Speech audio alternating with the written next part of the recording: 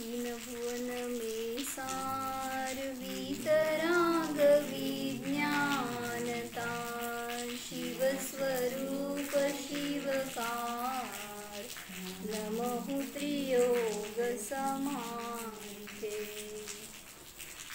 मुनि सकल व्रती बड़भागी भवभोगन ते वैरागी वैराग्य पावन माई चिंते अनुप्रेक्षा भाई चिंतत सम सुख जागे ज्वलन पवन के लागे जब ही जिय आत्म जाने तब ही जिय शिव सुख ठानी।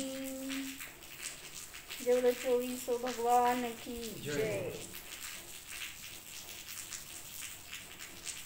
मुनींच्या वैराग्याचं कारण सांगितलं की मुनित्व का प्रगट झालं, तर या 12 भावनांचं चिंतन केल्याने वैराग्य प्राप्त होतं। म्हणून आपल्याला वैराग्य कधी होतं? इष्टवियोग झाल्यावर, काहीतरी संकट आल्यावर, बास नको, पण परत ते अनुकूल झाली परत ही परिस्थिती की पुन्हा विरून जातात ते भाव। पण मुनींचं वैराग्य असं नाही आहे, कसं आहे, शाश्वत आहे ते, म्हणजे त्याच्यामध्ये वस्तू स्वरूपाचं यथार्थ निर्णय झालं, त्यामुळं ते वैराग्य खरं आहे आणि त्याच्यासाठी या 12 भावना माध्यम आहेत। म्हणून शेवटची भावना चालू आहे धर्म भावना। काय सांगितलं? ही भावना 11 भावनांचा सार आहे। पहिली भावना अनित्य भावना म्हणतो ना, तर अनित्य भावनेमध्ये पण नित्य धर्म सांगायचा आहे। म्हणून म्हटलं अनित्य भावना अनित्यता नाही दाखवत किंवा अनित्यतेकडे बघायचं नाही आहे, म्हणून त्यातून पण धर्म भावना समजते की स्वभाव नित्य आहे। तसंच शरण भावना काय सांगते? शुद्धात्मा रूपंच गुरु जगमे शरणा दोय, हे 2 शरण आहे, बाकी कोण शरण नाहीये। म्हणजे स्वभाव दाखवला तिथं की तो स्वभावच शरण आहे आपल्याला। असं प्रत्येक भावनेमधून आपल्याला धर्माचा बोध दिलाय। धर्म म्हणजे स्वभाव। मग ही धर्मानुप्रेक्षा सांगते आपल्याला की जितना भी धर्म का प्रसार है, लोगों को ज्ञान प्राप्त हुआ है, उस सब का मूल आधार तो सर्वज्ञ देव है। सर्वज्ञ देव की दिव्य ध्वनि सुनकर गणधर देव ने उसका उदाहरण किया। गणधर देव से सुनकर आचार्यों ने निबद्ध किया। उनकी परंपरा से यह सब धर्मों का ज्ञान चल रहा है। तो चूंकि धर्मों के मूल में सर्वज्ञ देव है, साक्षात धर्म की मूर्ति सर्वज्ञ देव है। धर्म का फल भी प्रगट वही है। धर्माचं फळ काय आहे? पुण्याचं फळ म्हणतो ना, धर्माचं फळ वास्तविक स्वभावाला जाणण्याचं फळ सर्वज्ञ दशा प्रगट झाली आहे। म्हणून सर्वज्ञ हे फळ आहे धर्माचं, असं सांगितलं। इस कारण धर्मानुप्रेक्षा के वर्णन के प्रारंभ में सर्वज्ञ देव का स्मरण किया है। जो प्रभु समस्त द्रव्यों को, उनके गुणों को, भूत भविष्य वर्तमान की सभी पर्यायों को जानता है, उसे सर्वज्ञ कहते हैं। म्हणून सर्वज्ञांना स्मरण करून धर्म भावनेचं स्वरूप सांगतायत का? कारण धर्माचं फळ सर्वज्ञ दशेची प्राप्ती। धर्म म्हणजे स्वभाव। आपला स्वभाव काय आहे? जाणणे आणि पाहणे। म्हणून काल मी सांगितलं काय, समता स्वभावी आहे म्हणतो ना, काय सांगितलं सांगा? म्हणजे काय समता? म्हणजे काय? हा ना, साम्य भाव म्हणजे काय? अजून बरोबर आहे की साक्षी भाव म्हणा, उपेक्षा भाव म्हणा, पण ते काय म्हणजे काय घ्यायचं? असं सांगितलं ना त्यांनी। ज्ञान आहे फक्त। समता भाव म्हणजे तुमचा राग नाही, द्वेष नाही, उपेक्षा आहे, इकडचं तिकडचं विकल्पने, ह्याच्याकडे जाऊ नका। समता म्हणजे जाणणे। समता म्हणजे ज्ञानरूप परिणमन, ज्ञानरूप स्वभावरूप राहणे, ह्याला म्हणायचं समता। म्हणजे मी ज्ञानाला जाणले तर मला काय भेदभाव राहणार? हा माझा आहे, हा तुझा आहे, हा परका आहे, हा चांगला आहे, हा वाईट आहे, हे राहणार नाही ना त्याच्यामध्ये। म्हणून ज्ञानरूप रूपाने परिणमन करणं ह्याला म्हणायचं समता. आपल्याला बहिरंगामध्ये सांगितलं जातं की राग नाही द्वेष नाही अशी परिणती म्हणजे समता आहे, किंवा जिथं ते नाही आहे त्याला समता स्वभाव म्हणलं. पण ज्ञानाचं ज्ञान रूप राहणं ह्याला म्हणायचं शांती, ह्यालाच समाधान म्हणा, समता म्हणा, जे काही रूप सांगायचं आहे ना विशेषण सगळे या ज्ञानाला निगडीत होतात. म्हणून ज्ञान स्वभावाचं वेदन करणं आवश्यक आहे. तुमच्या धारीचे 12 भावना घेऊ.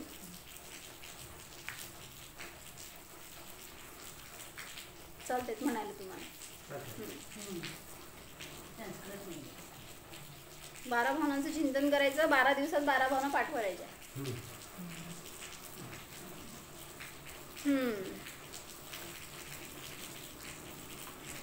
निज आत्मा को जानना पहचानना ही धर्म है, निज आत्मा की साधना आराधना ही धर्म है, शुद्धात्मा की साधना आराधना का मर्म है, निज आत्मा की ओर बढ़ती भावना ही धर्म है. सांगा अर्थ. हाच धर्म आहे. निज आत्मा की साधना आराधना ही धर्म. निज आत्म्याची साधना करणं आराधना करणं हाच धर्म आहे. बरोबर. शुद्ध आत्मा की साधना आराधना का मर्म है. शुद्धात्म्याचं साधना करणे यालाच आराधना म्हणतात. हेच आराधनेचं मूळ आहे. आराधना करणं म्हणजे काय, शुद्धात्म्याची साधना करणं हेच आराधना आहे. निज आत्मा की ओर बढ़ती भावना ही धर्म. निज आत्म्याकडे जी आपली भावना. म्हणजे आता सन्मुख नाही घ्यायचं तर आत्म्याला जाणणं हेच धर्म आहे हे घ्यायचं त्याच्यामध्ये. म्हणजे मग याच्यामध्ये त्यांनी 3 गोष्टी सांगितल्या, श्रद्धा, ज्ञान आणि चारित्र्य. कुठे सांगितलं विशाल भैया? श्रद्धा कुठे आहे, ज्ञान कुठे आहे, चारित्र्य कुठे आहे? निज आत्मा को जानना पहचानना ही धर्म है. ह्याच्यामध्ये ज्ञान आणि श्रद्धान सांगितलं. आत्म्याला जाणणं आणि त्याचं श्रद्धान करणं हेच धर्म आहे. आणि पुढं सांगितलं त्या आत्म्याची साधना आराधना ह्याला चारित्र्य म्हणलं. मग श्रद्धा ज्ञान चारित्र्य म्हणजे रत्नत्रय हाच धर्म आहे हे सांगितलं ना.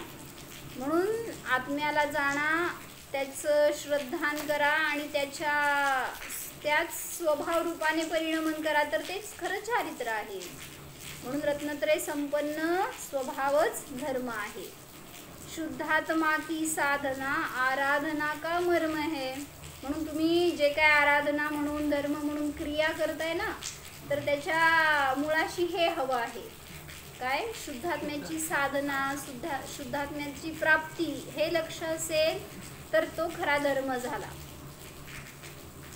म्हणजे आजपर्यंत अज्ञानात केलं की धर्म आपण काय केलं, पहिल्यांदा लहानांना शिकवलं जातं हेच, बोट धरून पहिला मंदिरात जावा, दर्शन करा, मूळ माहीत नाहीये तेव्हा. पण ह्या क्रिया अज्ञानात जशा केल्या ना तशाच कॅरी फॉरवर्ड व्हायला लागल्यात पुढं. म्हणजे ज्ञानपूर्वक आपण निर्णयपूर्वक धर्म करत नाही, काय करतो, मंदिरात गेल्यावर ध्यान करून त्यांच्यासारखा मी आहे ह्याची प्राप्ती करायचं हे उद्देश असतो का? जातो का मंदिरात का नाही? कधी दिसतच नाही मला. पूजा करते का? कुठं टाईम आहे किंवा नाही, आम्हाला काय ते पूजा करून काय मिळणार आहे असं ना. महेन पूजा करायचं कसं नाही, पूजा करायचं सगळं नाही. अर्घ्य चढवायला जेवायला बसल्यावर एकच घास खायचा आणि उठायचं, झोपल्यावर 5 मिनिटं झोपायचं आणि उठायचं. तिथं तर संपूर्ण पाहिजे असतंय. मग असं का, शनिवार रविवार सुट्टी असते तेव्हा तरी मिळवायचं, प्रक्षाळ करायचा. विशाल भैया काय पूजा करायची आपल्याला, असं करू नका. तर सांगतायत की शुद्धात्म्याची साधना हेच आराधनेचं मूळ आहे. निज आत्मा की ओर बढ़ती भावना ही धर्म आहे. म्हणून हे धर्म जाणत नाही, समजत नाही, म्हणून तर सगळ्या अज्ञानपूर्वक धर्म करतोय. जे काय करतोय तो धर्म अज्ञान म्हणला जातो. अज्ञानाने केलेल्या धर्माचं फळ पुढे जाणार. म्हणजे कर्मांचा नाश होणार नाही आहे, त्यामुळे त्याच्याद्वारे तुम्हाला मोक्ष सिद्ध प्राप्त होणार नाही. म्हणून इथे कथानक दिलंय छोटस. कोणाला देव म्हणायचं, त्या देवपदाची प्राप्ती कोणाला होते? जो धर्माची आराधना करतो, धर्माला जाणतो, त्यालाच देवपदाची प्राप्ती होते. लोक में जिस चाहे को देव मानने की प्रथा चल रही है, किंतु उनका चरित्र जब सुनते हैं तो वहाँ सर्वज्ञता की सिद्धि नहीं होती. कभी किसी देव पर विपत्ति आई तो वह दूसरे की शरण में गया, उसने उसे समझाया, तो ऐसी घटनाएं जब यहाँ चरित्र में पाई जाती है तो उनसे सिद्ध होता है कि ये स्वयं सबके ज्ञाता न थे, तभी हे संकट में आए. एकाच देवावर संकट आल्यावर ते दुसऱ्याकडे जातं, म्हणजे त्याला देव कसं म्हणायचं मग? म्हणजे दुसऱ्याची आराधना करणार तर तो स्वतःच रक्षण करू शकत नाही, तर तुम्ही त्याला देव मानून तो तुमचं रक्षण कसं करणार? म्हणून ह्याच्यातून पण समजतं, पद्मावती क्षेत्रपाल जर तुम्ही देव म्हणताय तर ते सुद्धा ज्यांच्या तरी कोणाच्या तरी शरण जात आहेत, म्हणजे वास्तविक ते देव आहेत का? म्हणून सांगितलं यथार्थ देव कोण ह्याचा निर्णय करा, तर धर्म यथार्थ घडणार. एक कथानक बताया जाता है कि एक देवता की स्त्री पर कोई पुरुष मुग्ध हो गया. देवतेच्या स्त्रीवर म्हणजे देवीवर कोणी पुरुष मुग्ध झाला. उसने आराधना की देवता की, वह प्रसन्न हो गया. आता त्याचाच देव असेल बहुतेक तर अवघडच आहे. प्रसन्न होने पर कहा कि मांगो वरदान, क्या मांगते हो? तो आराधक ने कहा कि हमको यह वर दीजिए कि मैं जिसके सिर पर हाथ रखूं वह भस्म हो जाए. मी ज्याच्या पण डोक्यावर हात ठेवणार ते भस्म होऊ दे. तो देवता ने कहा अच्छा ऐसा ही हो जाएगा, तथास्तु. पुरुष की नियत तो बदली ही थी. उसने सोचा कि हम इन देवता पर ही हाथ रखे तो ये भस्म हो जाएंगे और इनकी स्त्री हमें मिल जाएगी. त्या देवाच्या स्त्रीवर हा पुरुष मुग्ध झाला, त्यांनी साधना करून त्याच देवाला प्रसन्न करून घेतलं. कोणासाठी? आता हे देवाला माहीत नसणार का? देव शाणे असते जास्त. तर त्याचं प्लॅन काय? ते भस्म होऊ जाऊ दे अशी त्यांनी वर मागितलं, आणि मग ते आता वर मिळालं तर त्याचा विचार, याच देवावर मी हात ठेवणार तर मला त्याची देवी प्राप्त होईल, हा भस्म होऊन जाईल. सो जब वह पुरुष उस पर हाथ रखने चला तो वह डर कर भागा. कोण? देव. ज्यांनी वरदान दिलं तोच घाबरला. विष्णु के पास पहुंचा. विष्णु ने उसकी छल बल से रक्षा की, स्वयं उसकी स्त्री का रूप धारण किया और उस भस्मासुर देव के पास पहुंचा. आता काय म्हणायचं ते? त्याला कपटनीच जिंकायला लागणार होतं, कारण वरदान देऊन झालं होतं तर त्याच्यातून आता स्वतःलाच रिस्क होती हे समजलं त्या देवाला. कसं करणार रक्षण सांग? डान्स करावा लागणार होता त्याबरोबर, बरं का? सांगते ऐका. तर त्या विष्णूने स्वयं स्त्रीचं रूप धारण केलं और उस भस्मासुर देव के पास पहुंचा. त्यांनी भस्म करावं ही विद्या मागितली, म्हणजेच भस्मासुर झाला तो. ज्याला अशी विद्या प्राप्त आहे की जो भस्म करू शकतो इतरांना, तो भस्मासुर. जब भस्मासुर ने उस स्त्री से प्रेम करना चाहा तो उसने कहा आप मेरे से यो न मिलो. हमारे पति जब क्रीडा करते थे तो तांडव नृत्य करते थे. आता ती स्त्री म्हणजे कोण आहे? विष्णू आहे. त्याला काय करायचंय? त्याला त्या भस्मासुराचा नाश करायचंय. कसं करणार? इवन हे पण बघ की एक माग तथ्य त्याला कळू नये का, की त्यांनी जरी वर मागितलाय, जरी ती देवी प्राप्त झाली समज, तिच्याशी तो क्रीडा कसं करणार? हात लावलं तर? आणि मग काय त्या विद्येचं, त्या रुद्धीचं काय फायदा त्याला तरी?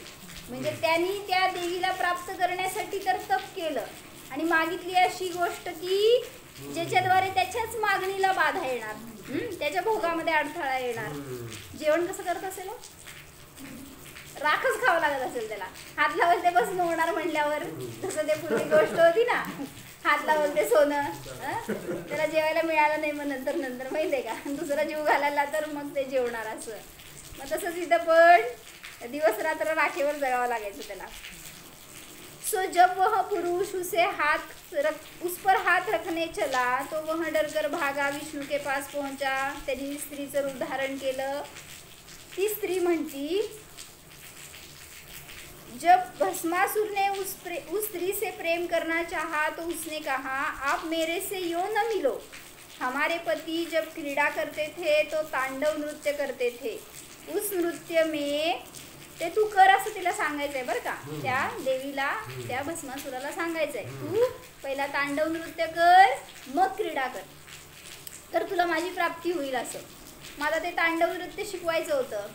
मग ती देवी समोर त्याच्या नाच करतीये बरं का. तर कसं नाच करायचं ते सांगितलं तिथं. एक हात कमर पर, एक हात शिर पर. दिसलं का कसं आहे पोज. असं करायचं तर ते नृत्य पूर्ण होणार असं. हाँ, उस नृत्य में एक हाथ कमर पर और एक हाथ सिर पर रखा करते हैं. आप भी ऐसा कीजिए तब हमसे मिलिए. आता भस्मासूर काय म्हणायचा, कामांध झाला होता. त्याला विवेक पण नाही राहिला की आपल्या हाताने कोणालाही स्पर्श केला तर ती गोष्ट भस्म होणार आहे. त्यांनी काय केलं, स्त्रीच्या अधीन झालेला जीव असा असतो की विवेक राहिला नाही. जब भस्मासुर ने एक हाथ कमर पर और एक हाथ सिर पर रखकर तांडव नृत्य किया तो वह स्वयं भस्म हो गया. तो इस तरह छल बल करना, इस तरह के दंड फंद में पडना, यह कोई भगवान का काम है क्या. कोणाला देव म्हणायचो, पहिला ज्यांनी वर दिला तो देव, विष्णू ज्यांनी रूप घेऊन गेला तो देव, का तो भस्मासूर देव. देवाचं लक्षण तिघामध्ये पण जात नाही. म्हणून खरे देव कोण आहे, ज्यांना धर्माची प्राप्ती झाली, ज्यांना धर्माचं फळ मिळालंय तेच खरे देव. जो सर्वज्ञ होगा वह अपने परम आनंद स्वरूप में क्रीडा कर सकता है. त्या सर्वज्ञांना कोणाची इच्छा बाहेर, कोणासाठी तप करणार आहेत किंवा काय त्यांना वरदान हवं आहे, कशासाठी करतायत. मुनी तप का करतात, कोण वर देतं त्यांना, वरची प्राप्ती व्हावी म्हणून. जर तसं करणार तर ते कुतप झालं. इच्छापूर्वक केलेलं तप किंवा धर्म हे यथार्थ धर्म नाही. म्हणून सर्वज्ञ कसे आहेत हे सांगितलं का, कारण तेच वास्तविक देव आहेत. ह्याच्यासाठी पुढं विस्तार बदलला त्यांचा. हे वाचतो तोपर्यंत म्हणा एकदा परत. निज आत्मा को जानना पहचानना ही धर्म है. निज आत्मा की साधना आराधना ही धर्म है. शुद्धात्मा की साधना आराधना कामर्म है. निज आत्मा की ओर बढ़ती भावना ही धर्म है. म्हणून स्वभावाला जाणणं, ती भावना म्हणजे तो उपयोग जो स्वभावात स्थिर झाला तोच तुम्हाला आनंद देणारा आहे आणि तो स्वभावच वास्तविक धर्म आहे. पुढं कामधेनु कल्पतरु संकट हरण बस नाम के. रतन चिंतामणि भी है चाह बिन किस काम के.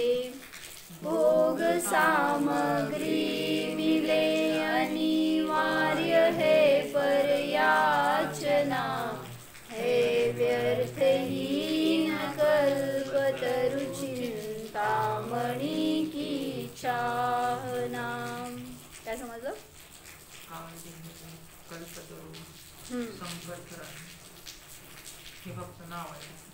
म्हणजे कामधेनू म्हणजे सांगितलं होतं मागच्या वेळी काय, अशी ती गाय आहे की जी इच्छित फळ देते तुम्हाला. तुम्ही इच्छा केला की ती तुम्हाला फळ देते. कल्पतरू म्हणजे पण कल्पवृक्ष. समोर जाऊन तुम्ही याचना करणार तर ती गोष्ट तुम्हाला मिळते. हे सगळे संकटाचा नाश करणार आहेत असं म्हणणं फक्त नाम मात्र आहे. कल्पतरू असू दे, कामधेनू असू दे, तुमचं संकट नष्ट करू शकत नाही. काय संकट आहे हो तुमच्यावर? भवभ्रमण हेच मोठं संकट आहे. शरीर प्राप्ती हेच मोठं संकट आहे. ह्याचा नाश कोण करू शकतं? कुठलंही कल्पतरू किंवा कामधेनू करू शकत नाही, कारण वास्तविक तेच संसारामध्ये आहे. रतन चिंतामणी भी है, चाह बिन किस काम के. सांगा अर्थ.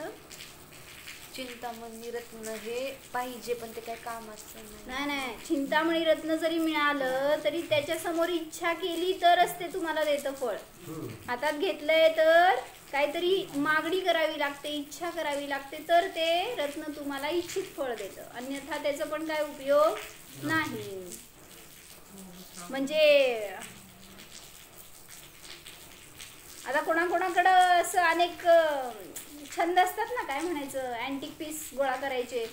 समजा त्याच्यामध्ये कोणाकडे तरी चिंतामणी रत्न पण असेल, मग त्याच्याजवळ आयुष्यभर आहे ते, पण त्याला कधी त्याचा फायदाच झाला नाही का? याचना केली नाही तर ते रत्न पण तुम्हाला काय देऊ शकत नाही. घरात ठेवलंय तुमच्या, पण तुम्हाला माहीतच नाही ते चिंतामणी रत्न आहे आणि त्याचा तुम्ही उपयोग केला नाही, त्याच्या हातात किंवा त्याला काय त्यासमोर मागणी नाही केली, तर ते तुम्हाला काय देणार आहे? म्हणून सांगतायत की चाह बिन किस काम के, त्याच्यासमोर सुद्धा तुम्हाला इच्छा करावी लागते, आणि इच्छा जिथं आहे तिथं दुःख आहे. काय म्हणले? हा, म्हणजे जो दुःखी असतो तोच इच्छा करतो. आणि मग म्हणून त्या चिंतामणी रत्नाला जरी मिळवलं तरी सुद्धा तुम्हाला इच्छा करावी लागणार आहे, म्हणजे तुम्ही दुःखीच आहात. ठेवायचं का जवळ जर मिळालं तर? ठेवायचं काय बया, धर्म शिकवायला तुम्ही अधर्म शिकायला लागलाय. म्हणजे सांगतायत की दुःख संपणार नाही जोपर्यंत जवळ ठेवणार. काय होणार हो? परिग्रहच वाढवणार. म्हणजे त्याच्या निमित्तात पुन्हा आकुलता, पुन्हा परिग्रह हे पाप, आणि त्याच्यात पुन्हा काय मिळालं तर काय करणार? पूर्व देऊ काय माझ्याकडे आहे नाही, मिळालं तर काय करणार ते सांग. ठेवून घेणार. सगळे असलेच आहेत. विशाल बाई बघा, माझे कमी तुमचे शिष्य जास्त झाले. म्हणजे उलट निरीह साधना करतात. कसं करतात आम्हा सांग. त्यांना कोणी म्हणलं तुम्हाला काय पाहिजे ते देतो, सांगा काय पाहिजे. आम्हा काय मागतील? का नाही मागत? माहिती आहे ना त्यांना. हो ना, पण का नाही आहे? त्यांना माहिती आहे की कुठलीही गोष्ट आपल्याला स्वभावाची प्राप्ती करून देऊ शकत नाही. महेश आता काय तुला म्हणून सांगतायत की जी गोष्ट आपल्याला आकुलता देणार, जवळ पैसे असतील समज, उदाहरणार्थ किती 1000 रुपये असं आमचं व्हायचं बरं का. आम्ही शाळेमध्ये असताना 1 रुपये दिलं समजा, कुठनं तरी मिळालं, ठेवलं खिशामध्ये, काय काय करायचं किती त्याचे विकल्प माहिती का. म्हणजे जाऊ दे, भाजीला जायचं, राहिलेले पैसे गल्ल्यात आमच्या, मग ते ठेवल्यावर त्याचे किती दिवसपर्यंत विकल्प ते साठवून ठेवायचं, आणि मग ह्याचं काय करू, हे करू, ते करू, ते करू, ते संपेपर्यंत विकल्प त्याचे. दान करायचे विकल्प येत नव्हते बरं का ते. म्हणजे म्हणून असं म्हणायचंय, जर चिंतामणी रत्न तुमच्या जवळ असेल तर तुम्ही जोपर्यंत राहणार तोपर्यंत निराकुल किती राहू शकणार.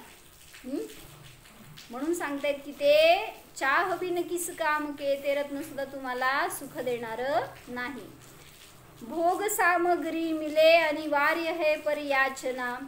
जर भोग सामग्री सुद्धा मिळाली तरी सुद्धा त्याच्या मागं सुद्धा याचना करावी लागते. हे हवंय ते नकोय असं.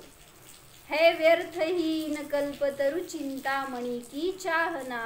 म्हणून सांगतायत की हे कल्पतरू म्हणजे कल्पवृक्ष, चिंतामणी रत्न, हे सगळं काय आहे हो? व्यर्थ आहे, कारण त्याच्या समोर इच्छा करावी लागते. म्हणून संसारात अशी कुठलीही गोष्ट नाही आहे की जी सुख देणार. कारण त्या सगळ्याच्या मागं काय ना काय इच्छा आहे. जसं पत्नीला पतीकडून इच्छा असते, पतीला पत्नीकडून इच्छा असते. सुख कोण कोणाला देतो? कोण देतं? बोलवा बघू पत्नीला.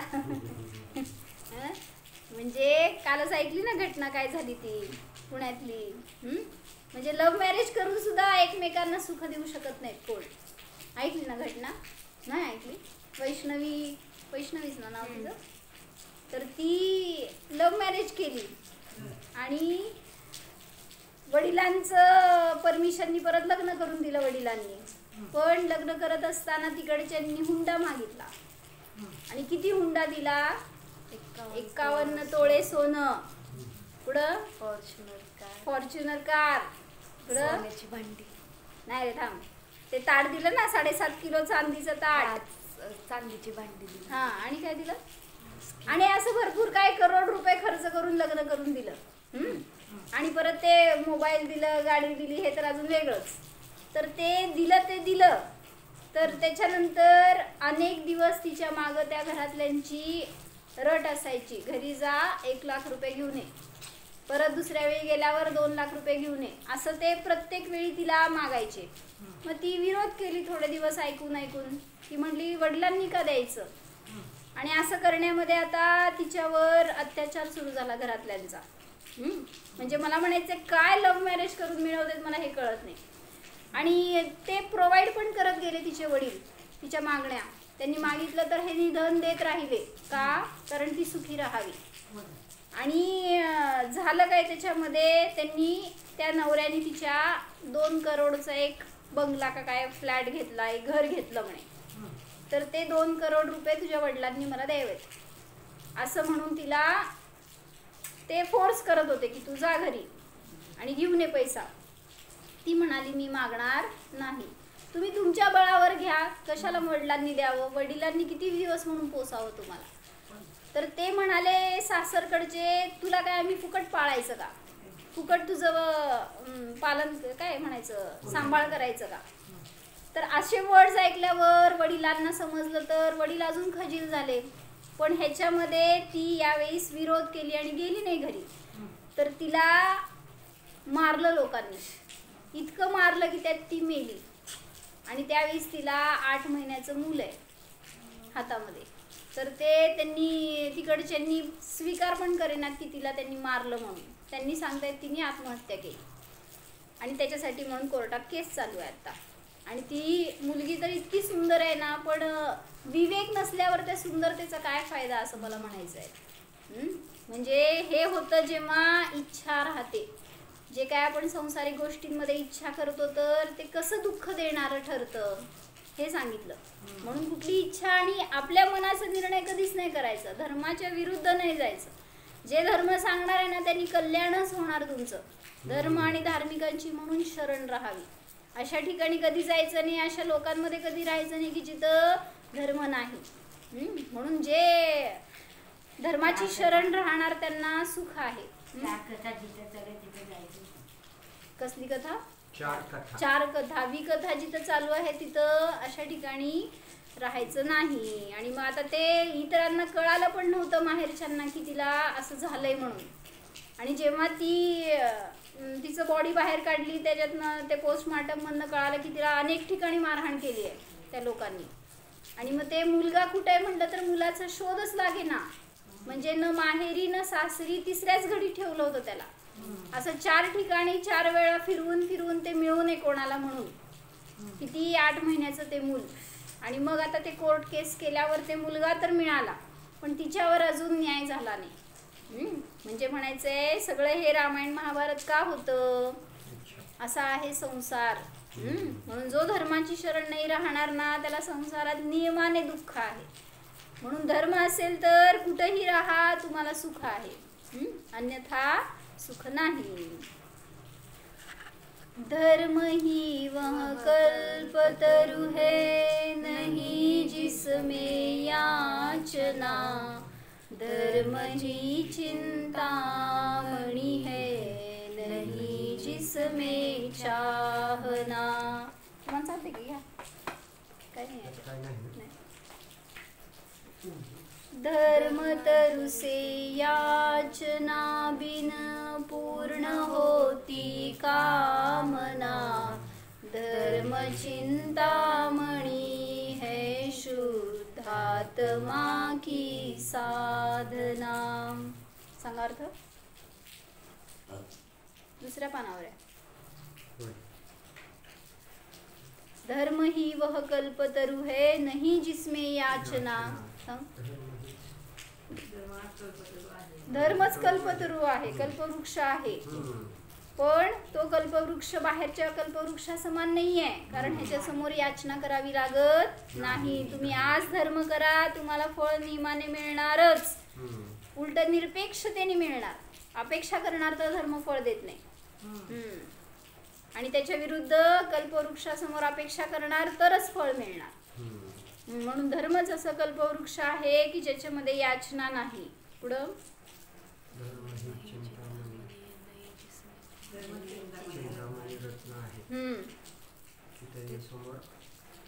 इच्छा करावी लागत नाही. धर्मच चिंतामणी आहे की ज्याच्या समोर याचना करावी लागत नाही, काय इच्छा करावी लागत नाही. पुढं सांग.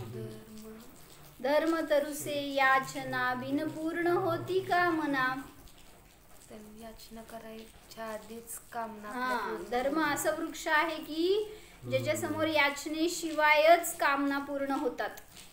म्हणून इच्छा करायच्या आधी इच्छेचं फळ प्राप्त होतं. धर्म चिंतामणी है शुद्धात्मा की साधना. धर्मच असं चिंतामणी आहे.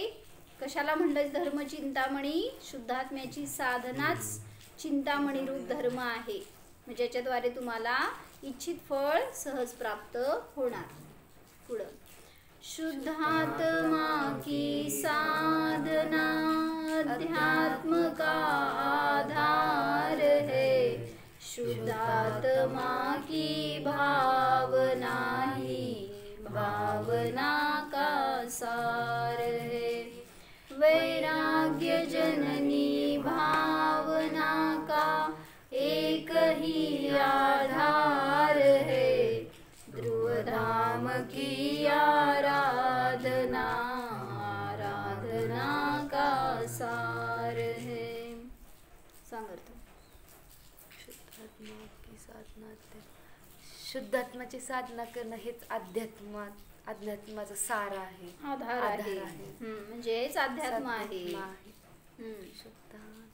शुद्धात्मा की भावना ही भावना का सार है.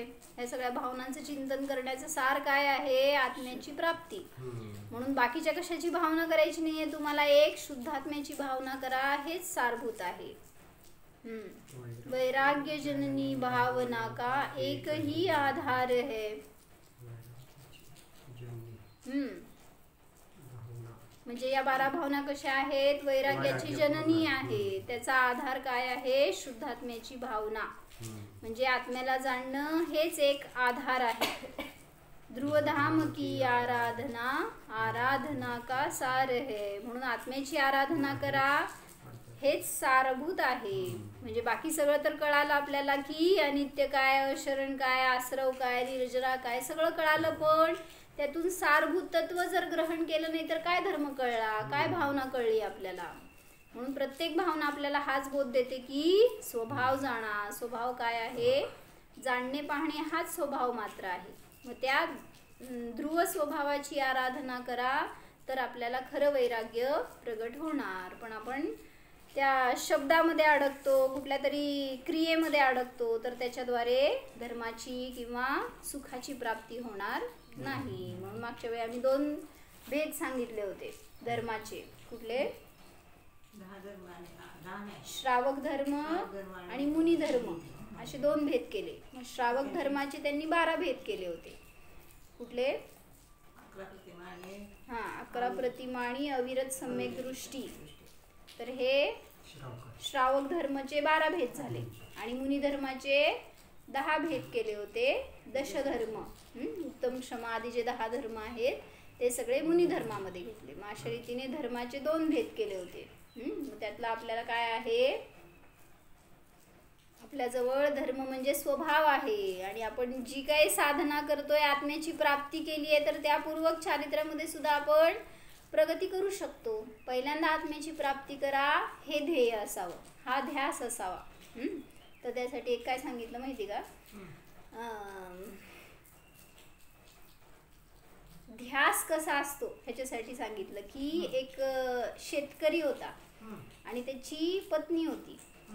तर ती पत्नी गर्भवती होती आणि ते अशा ठिकाणी राहत होते की जिथं नाही नाही, ती गर्भवती नव्हती.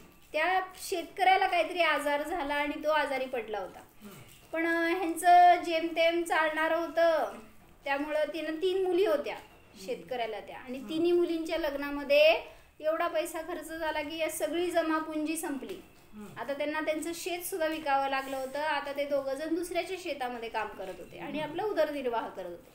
पण अशात त्या नवऱ्याला काहीतरी आजार झाला, तो इतका बळावला की तो आता बाहेर पडू शकत नव्हता, काम करू शकत नव्हता. त्यामुळे तिच्या एकटीवर लोड आला. पण चालवावं तर लागणार होतं संसार, आणि मग त्याला ट्रीटमेंट पण करायची होती. त्यामुळे ती पैसा गोळा करायचा प्रयत्न करत होती. आणि मग गावात दाखवलं तर गावातल्या डॉक्टरांनी सांगितलं की ह्याचं काही निदान लागत नाही आहे, तुम्हाला स्पेशालिस्टला दाखवावं लागेल. मग ती म्हणली खर्च येणार. मग परत गोळा केला पैसा इकडून तिकडून, त्याचं स्पेशालिस्टकडनं ट्रीटमेंट केली. तर त्यांनी सांगितलं ह्याचे वेगवेगळे टेस्ट करावे लागणार आहे, त्यासाठी तुम्हाला शहरात जावं लागेल. ती म्हणली मी पैसा कुठून आणू, शहरात जायला पैसा पाहिजे, तिथं ट्रीट करायला पैसा पाहिजे, तेवढा पैसा माझ्याकडं नाही आहे. मग ती घरी जाते आणि विचार करते की यांनी आपल्याला आयुष्यभर साथ दिली आहे, याच्यामुळं आपण आज आधार आहे तोच आपल्याला, आणि त्याचं आपण जर नाही बघणार तर कोण बघणार. पुन्हा ती अनेकांसमोर हात पसरती आणि पैसा गोळा करून त्याला शहरात नेते. आणि मग नेल्यावर तिथं डॉक्टरांना दाखवलं तर डॉक्टरांनी सांगितलं की याच्या ट्रीटमेंटला एवढा खर्च येईल. आणि हे ऐकल्यावर तर तिचं धाबच दणाणलं, पायाखालची जमीन खिसकल्या सगळं झाली. कारण तिच्या हातात आता पैसा काहीच नव्हता उरला, आणि करायचं काय मग आता ट्रीट. पण तरीसुद्धा वाचवावं तर लागणार होतं नवऱ्याला. पण ती हतबल झाली, कारण तिच्यासमोर काहीच ऑप्शन नव्हता. आता ती हॉस्पिटलच्या बाहेरच्या बाकड्यावर एका असंच निराश होऊन बसली होती. आणि तिच्या हातात म्हणे तिथं न्यूजपेपर पडलेला, आणि ते न्यूजपेपर तिने वाचला. त्यामध्ये एकदम बोल्ड न्यूज होती एक, काय की त्याच शहरामध्ये त्याच दिवशी मॅरेथॉन रेस होती. आणि त्या रेस तिचं वय होतं 65 इयर्स. ती स्त्री जी होती ना 65 वर्षांची होती.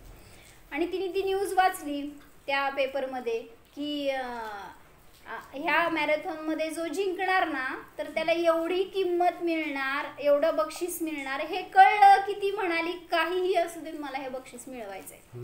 65 वर्षाची बाई म्हणाली की मी मॅरेथॉनमध्ये जाणार, पळणार आणि हे बक्षीस मिळवणार तरच माझा नवरा वाचणार, त्याशिवाय मी काहीच करू शकत नाही. आज हातात पैसा कोणी देणार पण नाही आता. आणि मग तिने ध्यास केला बरं का, काय म्हणायचं, ध्येय ठरवलंय की मी हे रेस जिंकणारच. ती गेली सगळं विचारपूस करून कुठं आहे काय, आणि तिथं जाऊन तिथल्या मेंबर्सना काय म्हणायचं, तिथं असणारे जे ऑर्गनायझर असतात त्यांना म्हणते की मला ही रेस पळायची आहे. ते तिच्याकडं बघतात, कासोटा घातलेली, नऊवारी साडी आणि पायात अणवाणी, आणि अशी स्त्री काय पळणार. मग ते सगळ्यांनी पहिल्यांदा तिला विरोध केला. नाही म्हणले, आमच्याकडे कसे होते सगळे ते पार्टिसिपेंट्स, स्पोर्ट्स शूज घातलेले, सगळे ट्रेनिंग झालेले, असे सगळे येऊन तिथं मॅरेथॉन मध्ये उभारले होते. आणि त्यावेळेस ती म्हणती की ये इकडं, ये की 5 मिनिटं,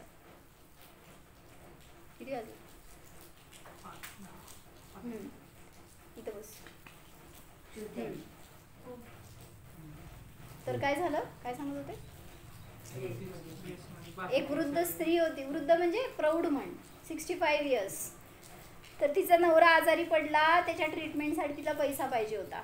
आणि तिला कळालं की त्या गावामध्ये मॅरेथॉन रेस आहे आणि त्याचं बक्षीस म्हणून जी काही रक्कम मिळणार आहे ना ती खूप मोठी रक्कम होती. आणि तिने विचार केला त्या रकमेने आपण आपल्या पतीचं ट्रीटमेंट करू शकतो.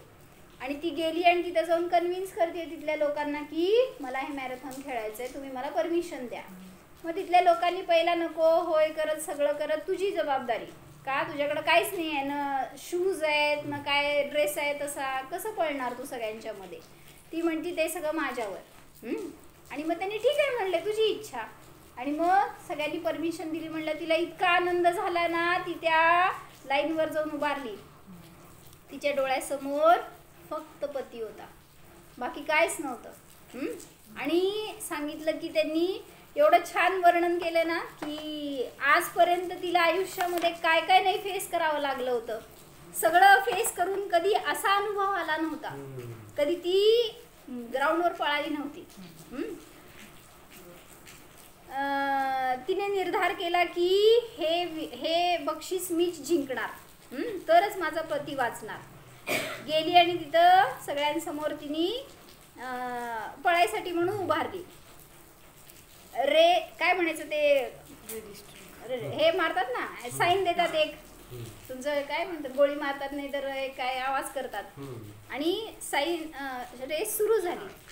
तर ती आजपर्यंत रानात त्या जनावरांच्या मागं पळाली होती, किंवा संध्याकाळचे 2 तुकडे खाण्यासाठी म्हणून सगळ्या रीतीने त्या धनाच्या मागं पळाली होती, किंवा त्या संसाराचं रहाटगाडगं चालवण्यासाठी अनेक प्रकाराने पळाली होती, पण ग्राउंडवर असलं कधीच पळाली नव्हती.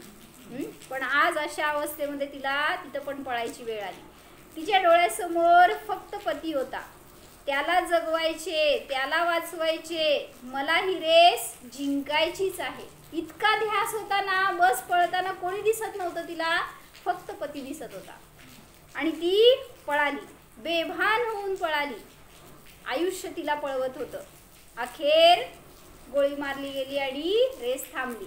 तर सगळ्यात पुढं क्रॉस करून तीच होती. कसं काय हो, बोल बघू तिच्या बरोबर. कुठं असणार आपण.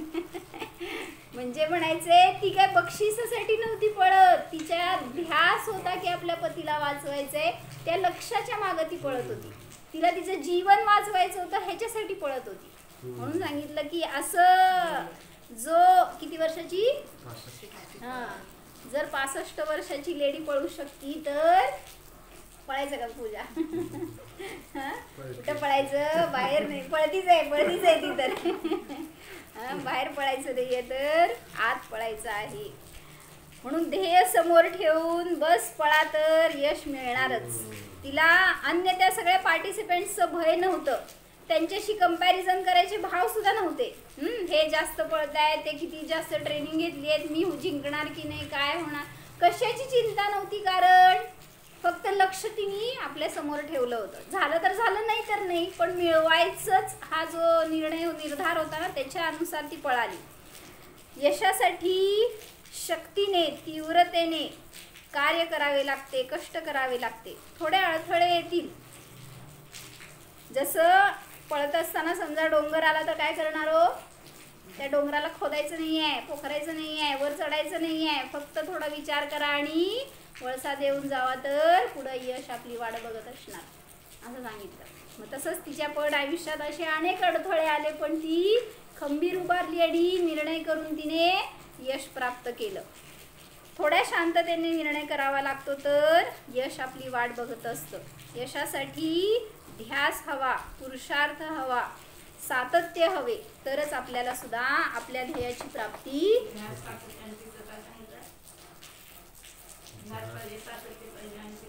काय सांगितलं रे, ध्यास हवा, सातत्य हवं, पुरुषार्थ हवा, तर सांगितलं की आपल्याला सुद्धा आपलं ध्येय काय आहे, पैसा पैसा पैसा. काय आहे ध्येय, डिग्री. म्हणजे आपलं ध्येयच निश्चित नाही आहे तर कसं त्याला प्राप्त करण्यासाठी पुरुषार्थ करणार. म्हणून पहिला ध्येयाचा निर्णय करा आणि त्याच्या मागे लागा, तर आपल्याला सुद्धा यश मिळणार. ओम.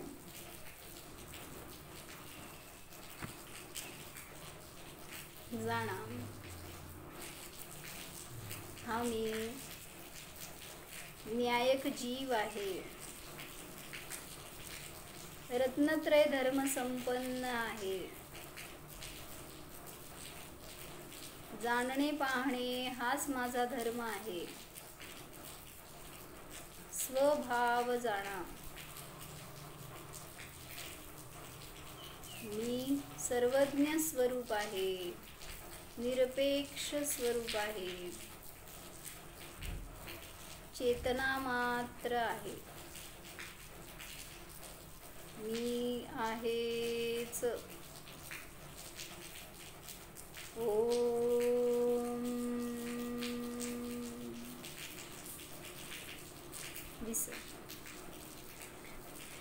नमो हरिहंताण.